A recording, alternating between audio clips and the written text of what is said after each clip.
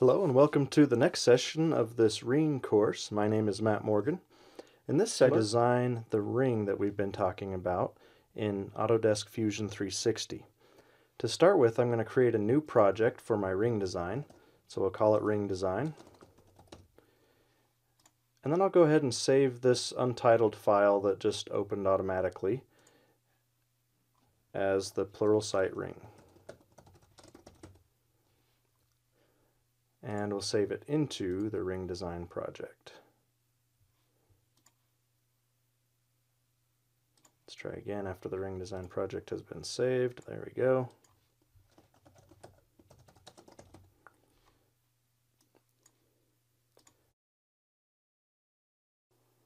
So now that our ring file is saved in our new project, we can hide the data panel and start building our ring. I'm going to show the origin so we can kind of see the planes that we're working on for a minute, and we're going to start sketching on this plane here. So I'll right click and create sketch. Now to help me orient this sketch and have something to revolve around, I'm going to draw a couple of lines here as well. You can also use L to start a line. And I'll select these two lines and turn them into construction lines. So now you have some construction lines to help orient our other sketch features.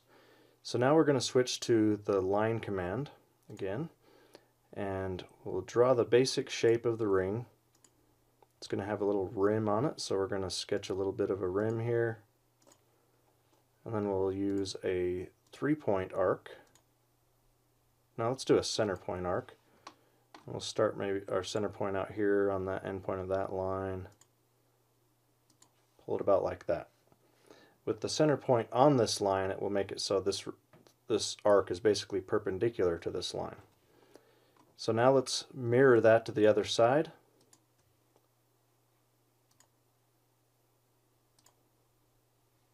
So we'll mirror around that line.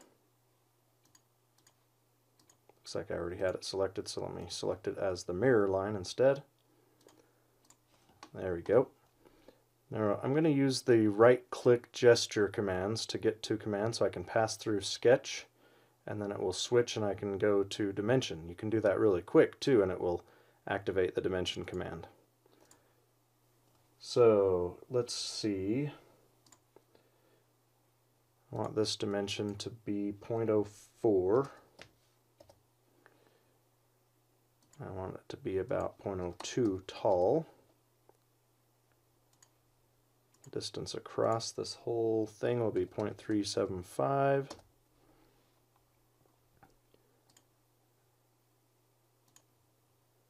From the kind of the top of that arc to the rest of this geometry, we want 0.075.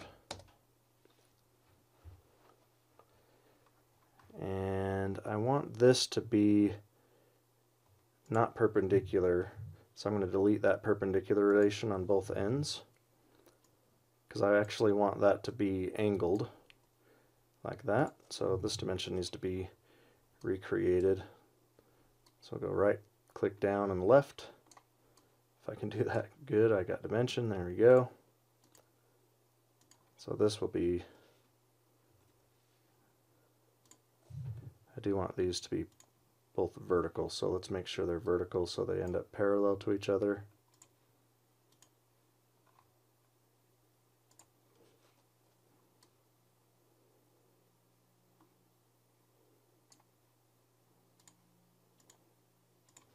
That will be 0.02.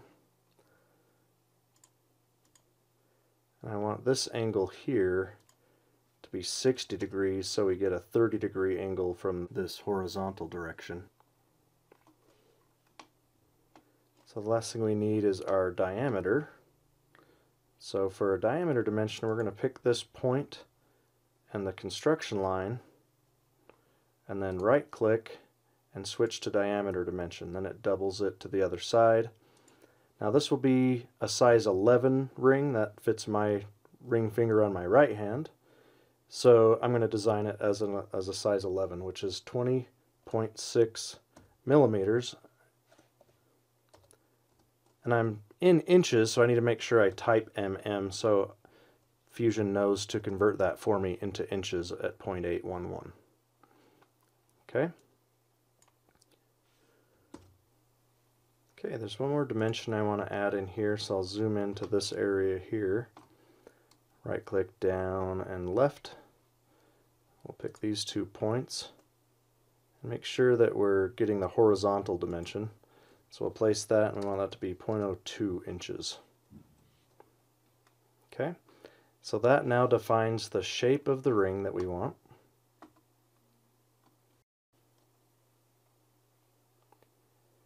So we'll go ahead and stop the sketch and we'll revolve it. So let's see, we'll be under the create command, so we'll go to revolve and we'll revolve this profile, go to the axis, and that will be the axis.